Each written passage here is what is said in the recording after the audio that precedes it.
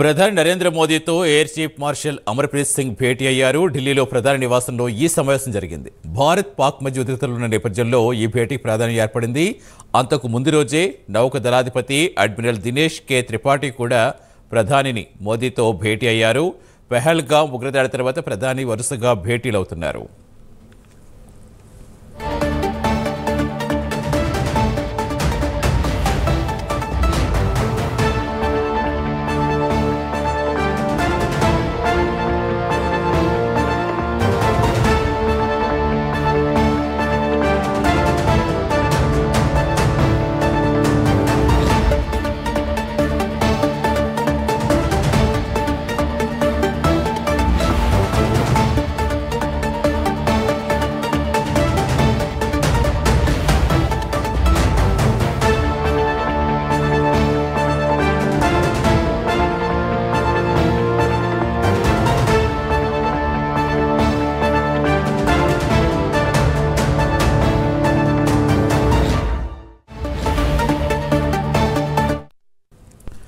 ప్రధాని నరేంద్ర మోదీతో air chief marshal Amarpreet Singh భేటీ అయ్యారు.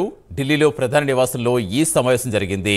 భారత్ పాక్ మధ్య ఉద్రిక్తతలున్న వేళ ఈ భేటీకి ప్రాధాన్యం ఏర్పడింది. అంతకు ముందు రోజే నౌక దళాధిపతి అడ్మిరల్ దినేష్ కే త్రిపాఠి ప్రధాని మోదీతో భేటీ అయ్యారు. పెహల్గాం ఉగ్రదాడి తర్వాత ప్రధాని వరుసగా భేటీలవుతున్నారు. పూర్తి వివరాలు ఇచ్చేందుకు మా నేషనల్ బ్యూరో చీఫ్ కళ ప్రస్తుతం లాల్ చౌక్ శ్రీనగర్ నుంచి లైవ్లో అందుబాటులోకి వచ్చారు. కళాసులు అక్కడ ఏం జరుగుతోంది, ప్రస్తుతం పరిస్థితి ఏంటి, వరుసగా ప్రధాని భేటీలు అవుతున్నారంటే ఏంటి భవిష్యత్తు నెక్స్ట్ స్టెప్ ఏమై ఉండొచ్చు?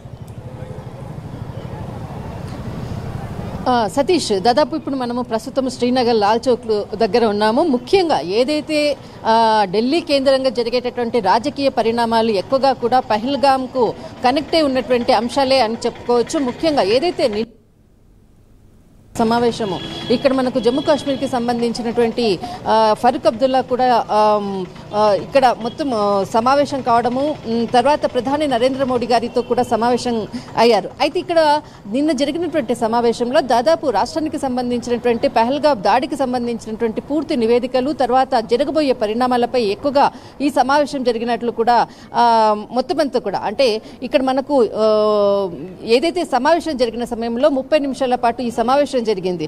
అయితే ఇక్కడ ఈ సమావేశానికి సంబంధించినటువంటిది ముఖ్యంగా ఇక్కడ రాష్ట్రానికి సంబంధించినటువంటి పెహల్గాం దాడిలో ఎన్ఐఏకి సంబంధించినటువంటి ఆధారాలు, పూర్తి నివేదికలు కూడా ఇవ్వడం జరిగింది. అయితే దీనికి సంబంధించినటువంటిది నివేదికలతో పాటు ఇప్పుడు ఏదైతే అంశాలు ముందు జరగబోయేటటువంటి అంశాలపై కూడా మొట్టమొదటిసారిగా పెహల్గాం దాడి తర్వాత ఇక్కడ జమ్మూ కాశ్మీర్ సీఎం సమావేశం కావడం అన్నది కూడా చాలా కీలకమైనటువంటి పరిణామం. అయితే ముఖ్యంగా ఈ సమావేశంలో ఎన్ఐకి సంబంధించినటువంటి పూర్తి నివేదికలు, తర్వాత ఏదైతే దీనికి కీలకమైనటువంటి వ్యక్తుల యొక్క సమాచారాన్ని ఇప్పటికే చాలామంది ఇక్కడ శ్రీనగర్కి సంబంధించినటువంటి వారు, తర్వాత జమ్మూలో ఉన్నటువంటి కొంతమందికి దీనితో సంబంధాలు ఉన్నట్లు కూడా తెలియడంతో దీనికి సంబంధించినటువంటి పూర్తి నివేదికలు కూడా ఇవ్వడం జరిగింది.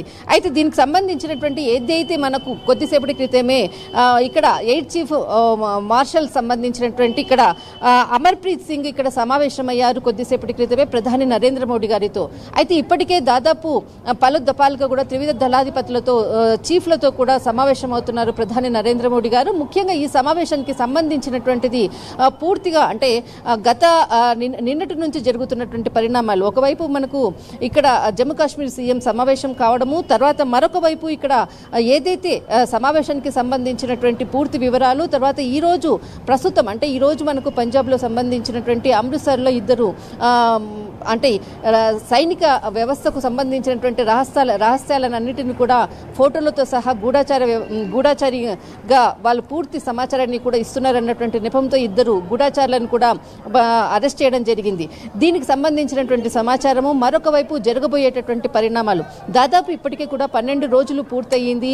పహల్గాం దాడి జరిగిన తర్వాత కూడా దీనికి తగ్గట్టుగానే సిసిఏ సమావేశం అనుకోవచ్చు, మనకు చాలా ముఖ్యమైనటువంటి సిఏఆర్పికి సంబంధించినటువంటి సమావేశాలు, ఇదంతా కూడా మొత్తము సమావేశాలు జరుగుతున్నాయి. సిసిఏపికి సమావేశం కూడా జరిగింది. అయితే దీని తర్వాత ఈరోజు జరిగినటువంటి మనకు వైమానిక దళ చీఫ్ అమర్ప్రీత్ సింగ్ సమావేశం కూడా చాలా కీలకము. దీనికి రాబోయేటటువంటి ముఖ్యంగా రాష్ట్రంలో ఇక్కడ జమ్మూ కాశ్మీర్లో జరిగేటటువంటి పరిణామాలకు ఇక్కడ ఏదైతే పూర్తి నివేదికలతో సహా కూడా ఈ రోజు జరిగినటువంటి సమావేశంలో ఇక్కడ ఏదైతే మనకు జమ్మూ కాశ్మీర్లో జరిగినటువంటి పరిణామాలు, దాని తర్వాత పూర్తి నివేదికలు కూడా ఇచ్చినట్లు కూడా తెలుస్తుంది సతీష్.